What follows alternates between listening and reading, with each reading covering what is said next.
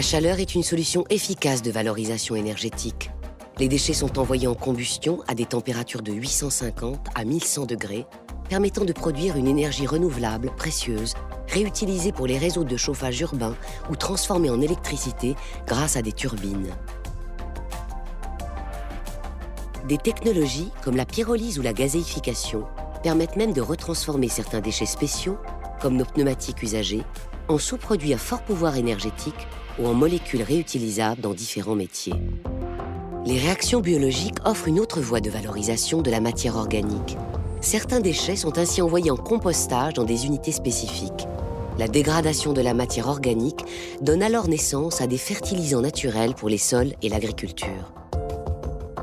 Les déchets dits ultimes, contenant des mélanges de matière, sont eux envoyés dans des unités de stockage et de valorisation. Grâce à des réseaux de drains, ces installations capturent automatiquement le gaz libéré par la matière organique et fortement chargé en méthane. Son effet polluant est alors neutralisé et il représente un formidable gisement d'énergie verte. Vapeur pour alimenter les réseaux de chauffage de la ville, électricité, gaz de ville après épuration et même biocarburant pour les véhicules. De plus en plus, l'avenir des déchets se joue au cœur des villes.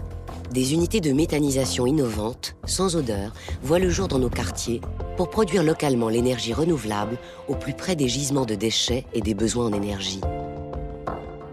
Ces unités capturent et valorisent de plus en plus de matière organique dans nos déchets.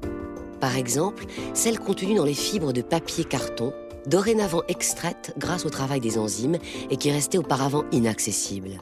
Ces unités savent même produire de l'hydrogène, un gaz au potentiel énergétique décuplé.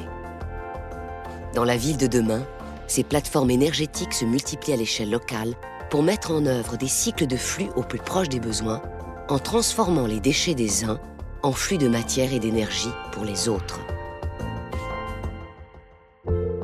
En 2020, grâce à l'imagination des chercheurs, mais aussi grâce à l'engagement des citoyens et des collectivités, l'économie circulaire n'est plus une utopie.